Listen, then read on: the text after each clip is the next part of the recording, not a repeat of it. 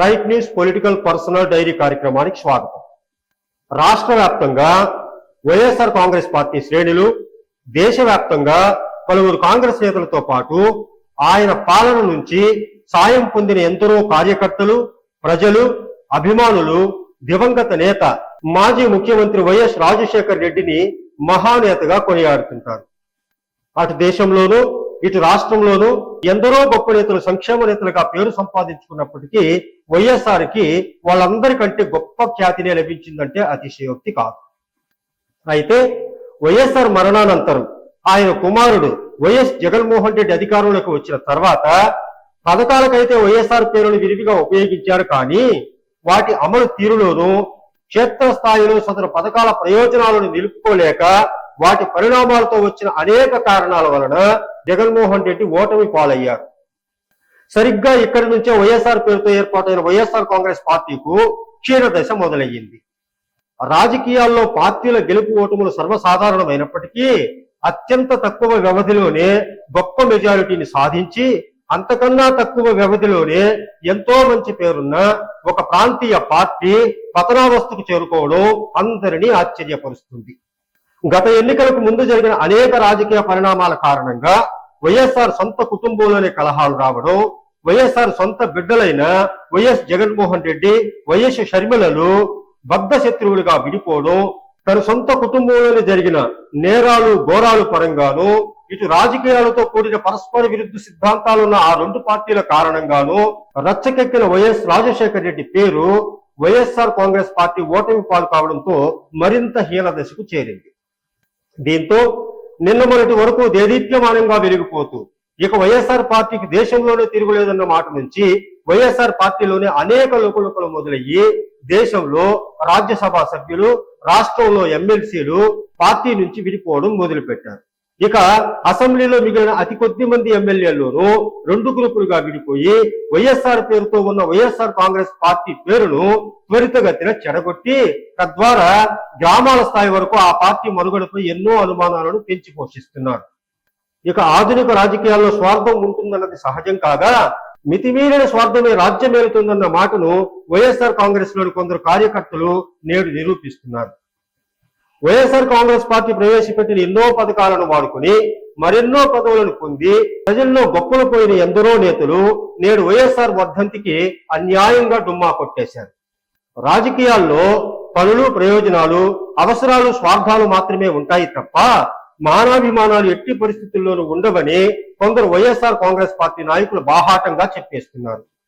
YSR Congress party అధికారంలో ఉన్నప్పుడు జగన్మోహన్ రెడ్డి ఎంతో సదుద్దేశంతో ప్రవేశపెట్టిన పథకాలను కూడా తమ స్థాయికి తగ్గట్టు అక్రమార్జనగా మార్చుకుని ఎవరైనా సరే, ఏ పార్టీ వారైనా సరే సదరు అక్రమార్కులను ప్రశ్నిస్తే కత్తులు, కర్రలతో సమాధానం చెప్పి ఆపై పోలీస్ స్టేషన్ లో కూడా తమ మాట నెగ్గించుకొని తిరిగి ప్రశ్నించిన వారిపై కేసులు కట్టించి తామంతా వైఎస్ఆర్ కాంగ్రెస్ పార్టీ పటిష్టత కోసమే త్యాగాలు చేస్తున్నామంటూ ప్రగల్భాలు పలికిన పలువురు తెప్పదాటు రాజకీయ నాయకులు, కార్యకర్తలు నేడు తమ మహానేత వర్ధంతి సభలకు కూడా హాజరు కాకపోవడం, హాజరైన మొహాలు కనపడకుండా ఫోటోల్లో సైతం పడకుండా దాక్కోవడం అత్యంత హేయమైన పనిగా పలువురు వైఎస్ఆర్ కాంగ్రెస్ పార్టీ నాయకులే మాట్లాడుకోవడం బహు బాధాకరం.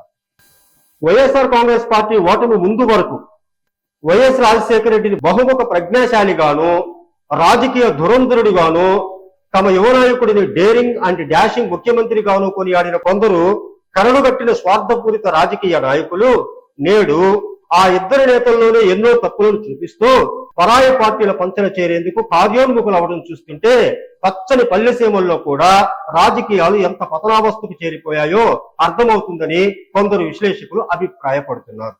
తమ సొంత సామాజిక వర్గానికి చెందిన ఎందరో నేతలు వైఎస్ఆర్ కాంగ్రెస్ పార్టీ అభివృద్ధిని తమ భుజాలపైనే మోస్తున్నామంటూ పోజులు కొట్టిన మరెందరో ప్రచార కర్తలు సైతం దివంగత నేత వైఎస్ రాజశేఖర రెడ్డి వర్ధంతి సభలకు కూడా ధైర్యంగా హాజరు కాకపోవడం, తద్వారా వాళ్ళకు అనుకూలమైన అనుచరులు మొహం చాటేస్తుండడం, నిన్న మొన్నటి వరకు గ్రామాల్లో పెత్తనం చేసిన నాయకులు కాస్త చేజారిపోవడంతో దిక్కుతోచని స్థితిలో ఆ పార్టీ కార్యకర్తలు కూరుకుపోవడంతో వైఎస్ఆర్ కాంగ్రెస్ పార్టీ పతనావస్థలో కొట్టుమిట్టాడుతుందని పలువురు పెద్దలు అభిప్రాయపడుతున్నారు. అనేక మండలాల్లోనూ చాలా గ్రామాల్లోనూ వైఎస్ఆర్ కాంగ్రెస్ పార్టీ నాయకులు, ప్రజాప్రతినిధులు కూటమి పార్టీలైన తెలుగుదేశం, బీజేపీ, జనసేన లాంటి పార్టీల్లోకి చేరిపోవడానికి ఇప్పటికే నానా ప్రయాసాలు పడుతున్నట్లు విశ్వసనీయ వర్గాల సమాచారం. ఇందులో ముఖ్యంగా వైఎస్ఆర్ కాంగ్రెస్ పార్టీ అధికారంలో ఉన్నప్పుడు ఎన్నో అక్రమాలకు, ఘోరాలకు పాల్పడిన వారే ముందు వరుసలో ఉండడం ఆలోచించదగిన విషయం. అయితే వైఎస్ఆర్ కాంగ్రెస్ పార్టీ ప్రజాప్రతినిధులను ఆచితూచి చేర్చుకుంటున్న అధికార పార్టీలు చెట్టు పేరు చెప్పుకుని కాయలమ్ముకునే లాంటి నేర చరిత్ర ఉన్న నాయకులను తమ పార్టీలోకి చేర్చుకోవడానికి మాత్రం ససేమిరా అనడం గర్వించాల్సిన విషయం. ఇలాంటి గోల మీద పిల్లులతోనే ఎంతో చరిత్ర కలిగిన ఎలాంటి పార్టీకైనా అత్యంత ప్రమాదకరమన్నది పలువురు మేధావులు, కొందరు విశ్లేషకులు, కొన్ని పార్టీల పెద్దలకు వివరిస్తున్న హెచ్చరిక సూత్రంగా తెలుస్తున్నప్పటికీ వీటికి తూట్లు పొడవడానికి గోల మీద పిల్లుల్లోని కొందరు ప్రబుద్ధులు మాత్రం ఆయా పార్టీల్లో ఎంతో కొంత ప్రాధాన్యం ఉన్న వాళ్ళ కాళ్ళు వీళ్ల కాళ్ళు పట్టుకుని వేళ్లాడుతున్నట్లు తెలుస్తుంది. దీంతో అధికార పార్టీలు అయిన కూటమి పార్టీల్లోనూ సుఖశాంతులు నశించినట్లు, ఏ గ్రామానికి ఆ గ్రామాన్ని అనేక ఆందోళనలు నెలకొన్నట్లు సమాచారం.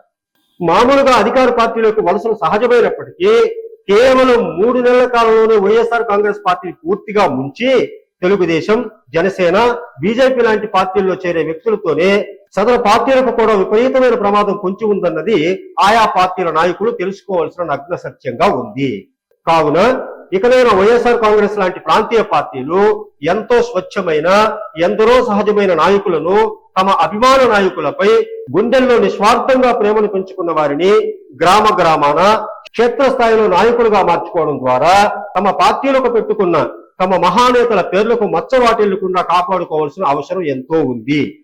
బెల్లం మీద ఈగల్లా వాలే ఇలాంటి దొంగ నాయకులకు చెక్ పెట్టడం ద్వారా అన్ని పార్టీల్లోనూ తగినంత జాగ్రత్తలు తీసుకోకుంటే ఆయా పార్టీల్లోనూ విపరీతాలు జరిగి ప్రాణాల పరంగా పెట్టి ఎన్నికలు చేసిన అక్కడ కార్యకర్తల్లోనూ ఆనందం నశించడంతో సదరు పార్టీలు కూడా త్వరితగతిన పూర్తిగా మునిగిపోయే ప్రమాదం మరెంతో పొంచి ఉంది.